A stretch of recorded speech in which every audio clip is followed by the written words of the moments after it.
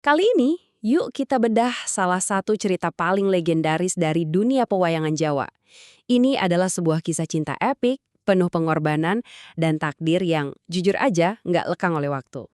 Karena ini bukan sekedar cerita cinta biasa. Ini adalah kisah cinta yang kekuatannya, wow, sampai bisa menantang para raksasa dan bahkan garis takdir itu sendiri. Oke, di pusat cerita epik ini ada dua tokoh utama kita. Takdir mereka itu saling terpaut. Yuk, kenalan dulu sama mereka. Pertama, kita punya Pangeran Rama. Dia ini putra mahkota Kerajaan Ayodhya, anak dari Raja Dasarata.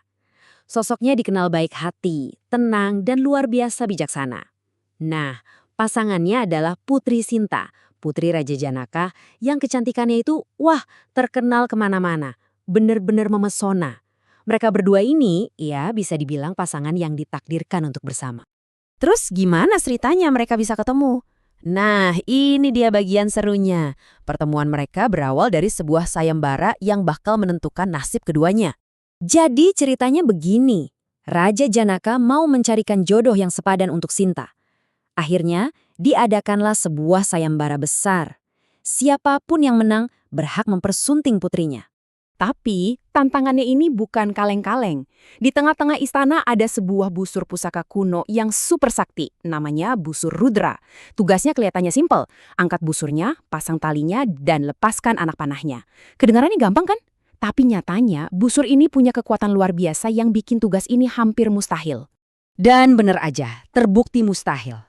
Ribuan pangeran dan kesatria dari seluruh penjuru negeri datang loh untuk mencoba. Tapi apa hasilnya? Gagal semua. Satu persatu mereka menyerah, gak ada yang sanggup. Nah, di saat semua orang udah hampir putus asa, tiba-tiba, poing, muncullah Pangeran Rama. Sebenarnya dia cuma kebetulan lagi lewat ya, tapi melihat tantangan itu, dia pun memutuskan untuk maju.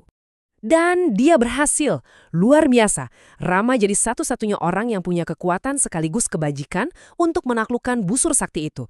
Coba Anda bayangin, gimana hebohnya suasana istana waktu itu. Ya jelas, Raja Janaka senangnya bukan main. Rama langsung diterima jadi menantunya. Pernikahan mereka pun digelar dengan sangat megah. Dan mereka memulai hidup baru yang bahagia dan tentram di kerajaan Ayodhya. Tapi sayangnya kebahagiaan mereka nggak bertahan lama. Roda takdir berputar dan ada babak yang jauh lebih kelam menanti mereka. Gara-gara intrik istana dan janji masa lalu, Rama secara nggak adil diusir dari kerajaannya sendiri oleh ibu tirinya. Dan Sinta? Sebagai bukti kesetiaannya yang luar biasa, dia memilih meninggalkan kemewahan istana untuk menemani suaminya di pengasingan. Perjalanan mereka dimulai dengan masuk ke hutan Dandaka yang terkenal angker. Selama 13 tahun, mereka hidup sederhana, menghadapi berbagai macam cobaan. Tapi, tepat ketika masa pengasingan mereka hampir selesai, justru muncul ancaman yang paling besar. Nah, disinilah puncak konflik dari kisah ini dimulai. Kita akan bertemu dengan sang tokoh antagonis utama. Ketenangan yang susah payah mereka bangun di tengah hutan ternyata harus kembali terusik. Sinta diculik.